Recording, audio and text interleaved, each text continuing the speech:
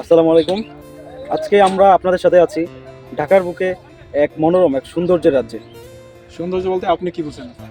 সৌন্দর্যের মিনিং হচ্ছে গাছপালার চিরসবুজ এবং ফুলের সৌরভ। গাছের সবুজ এবং ফুলের সৌরভ ছাড়া যে কোনো সৌন্দর্য অসম্পূর্ণ। তো আজকে আপনাদেরকে আমরা এই চির সৌন্দর্যের একটি জায়গা ঘুরে দেখাবো, আমাদের সাথে থাকুন। এটা হচ্ছে ছবিতা গাছ। এই গাছটা থেকে যেটা মনে পড়লো, গতকালকে আমরা ফটোটা টেস্ট করছিলাম। বন্ধুরা, এখানে আমরা দেখতে পাচ্ছি যে অনেক প্রজাতির গাছ, এত অনেক রকমের গাছ, যে গাছগুলোর নাম হয়তো আমরা জানি না। আর পাশাপাশি এরকম অনেক গাছই দেখতে পাচ্ছি যে গাছগুলো হয়তো প্রথমবার আমরা দেখছি। আসলে একটি অসাধারণ জায়গা। এখন এখানে হচ্ছে বিভিন্ন ফল ফুল এবং অন্যান্য অনেক ধরনের গাছ রয়েছে। ফুল গাছ এখানে রয়েছে, আপনারা দেখতে পাচ্ছেন। এবং সেই সাথে আপনারা এটা জানেন অনেকে, যেটা হচ্ছে পাম গাছ, যে পামের তেল, এটা অনেক জনপ্রিয়। আপনারা দেখতে পাচ্ছেন ছোট গাছে অনেক ফল ধরেছে, মনে হচ্ছে তো একদম পেকে গেছে, যদি এখানে টেস্ট করা কিন্তু যাবে না।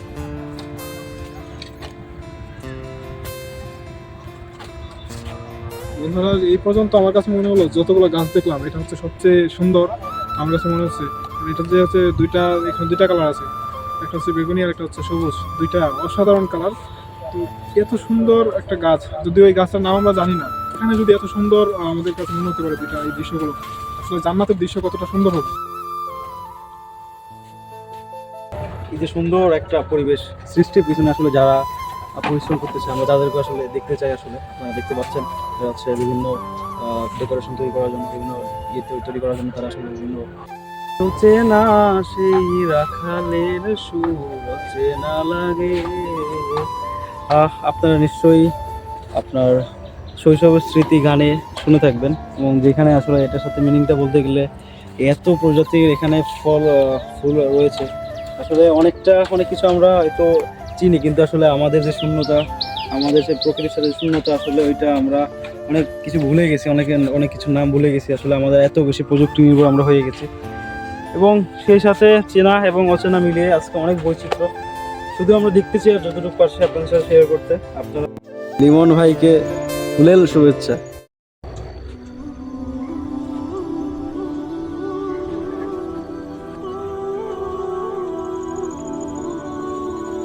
এই যে এত সুন্দর ফুলগুলো থেকে মৌমাছি কিন্তু মধু আহরণ করতে চলে এসেছে। তো আমরা আপনাদেরকে এখান থেকে ফুলের শুভেচ্ছা জানাতে পারছি। আপাতত এত সুন্দর ফুল, কিন্তু আসলে আমাদের এই মুহূর্তে ফুল দেওয়ার মতো কেউ নেই। তো আপনারা চাইলে এখান থেকে ফুল নিতে পারেন। আসলে সুন্দর চেনা জবা ফুল, আসলে যার সাথে শৈশবের অনেক স্মৃতি জড়িত রয়েছে। অনেকদিন পরে দেখলাম, আসলে তোমাকে খুব মিস করছি। অনেকক্ষণ ঘোরার পরে একটা জবা ফুলের দেখা পেলাম এতক্ষণ পরে। এর আগে আমরা অনেকগুলো ফুল দেখেছি। তো এটা একটা জবা ফুলের গাছটা অনেক সুন্দর এবং ফুলটা অনেক সুন্দর করে ফুটেছে, একদমই প্রাণবন্ত।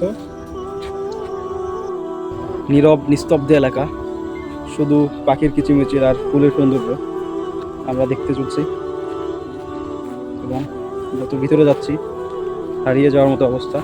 এখানে কিন্তু আমের যে গাছগুলো রয়েছে, অসংখ্য আমের গাছ এখানে। ফুলের পাশাপাশি এরকম ফল ফলাদিরও অনেক গাছ আছে এখানে। যে কেউ চাইলে নিতে পারে এখান থেকে। আপনি লোকেশনটা হচ্ছে পেগুরিয়া, আমাদের হলের কাছে, আমাদের আসনা ফাউন্ডেশন কর্তৃক যে হল, সেই হলের কাছে এত সুন্দর একটি দৃশ্য আছে, এটা কিন্তু আমরা আগে জানতাম না। আমরা শুধু ক্যাম্পাসে বাস দিয়ে যাওয়ার সময় এই লোকেশনটা দেখতাম সবসময়, একটু কয়েকটা বাগান দেখা যেত, কিন্তু এখানে যে এত পরিমাণ হচ্ছে ফুল এবং ফলের গাছ আছে, যে বিষয়টা আমাদের অজানা ছিল। এবং আপনাদের সবার প্রিয় সেই কলা গাছ, এখানেও সেটা রয়েছে।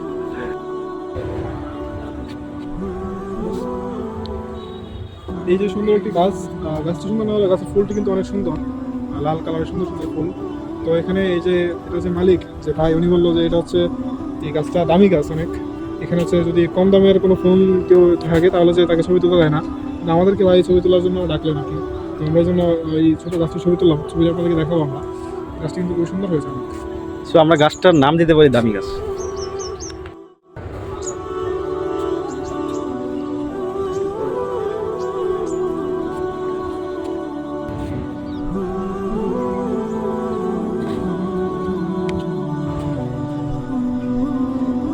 গোলাপ ফুল একদম টকটকে লাল। গোলাপ ফুল দেখে আসলে ভালোবাসার কথা মনে পড়ে। ফুলের সাথে ভালোবাসা অবশ্যই পবিত্র হবে, আর পবিত্র ভালোবাসা এটা ফুলের মতনই হবে।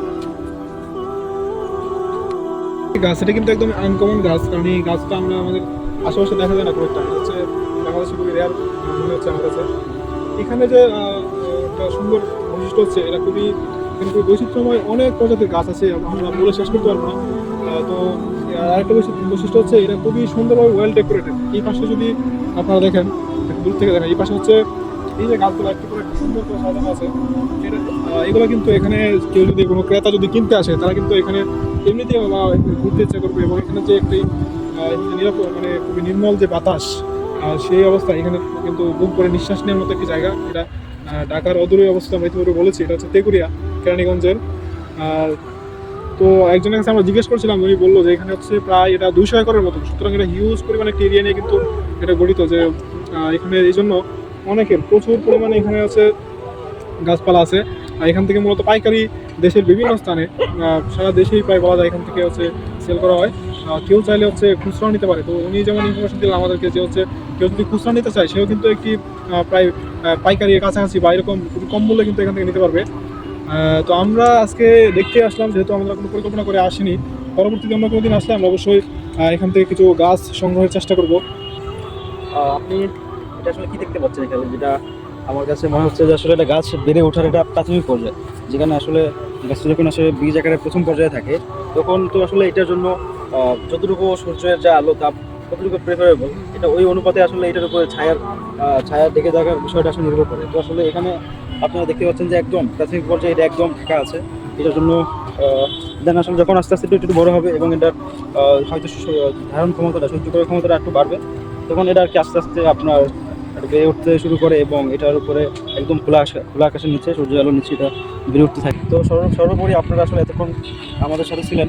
তো যেটা আসলে আমাদের একটাই মেসেজ থাকবে যে আসলে আপনারা সরাসরি এখানে আসবেন এবং যেটা এখানে না আসা অবধি আপনি বুঝতে পারবেন না আসলে ঢাকার মধ্যে আপনারা যে যান্ত্রিক পরিবেশ, চার দেয়ালের যে আবদ্ধ যে থাকা একটা অবস্থা সবসময়, এখান থেকে আসলে আপনার যদি একটু প্রাকৃতিক পরিবেশ আর একটু মনোমুগ্ধকর পরিবেশ, আপনারা যদি একটু রিফ্রেশমেন্টের জন্য চিন্তা করেন, এটা আমাদের জন্য একটা অপরিহার্য একটা অংশ। আমরা আমাদের একটা সময় শেষে অবশ্যই আমাদের রিফ্রেশমেন্টের জন্য আমরা অনেক জায়গায় খুঁজি আসলে, তো আমাদের খুব কাছেই। তো আমরা এখন হচ্ছে এই যে এরিয়াটা, এটা হচ্ছে একদম শেষ প্রান্তে আছি। এর মধ্যে একটু অনেকগুলো নার্সারি রয়েছে, বিশাল বড় এরিয়া। তো শেষ প্রান্ত থেকে আমরা এখন চলে যাব। তো আপনার উদ্দেশ্য এটা থাকে, আপনারা এই ধরনের পরিবেশে ঘুরবেন। অনেক আমরা যদি ট্যুর দিয়ে, দেখা গেছে অনেক দূরে যাইতে গেলে আমাদের যে হচ্ছে এই যে এক্সপেন্সিভ ট্যুর দেওয়া অনেক সময় পসিবল হয় না, কিন্তু এই জায়গাগুলোতে আসলে কিন্তু তার যে একটা শূন্যতা, সেটা কিন্তু পূরণ হয়। তো রিফ্রেশমেন্টের জন্য এই ধরনের জায়গা কিন্তু একদমই বেস্ট। এবং সবার প্রতি আহ্বান থাকবে, আপনারা সকলেই বৃক্ষরোপণ করবেন যথাসাধ্য।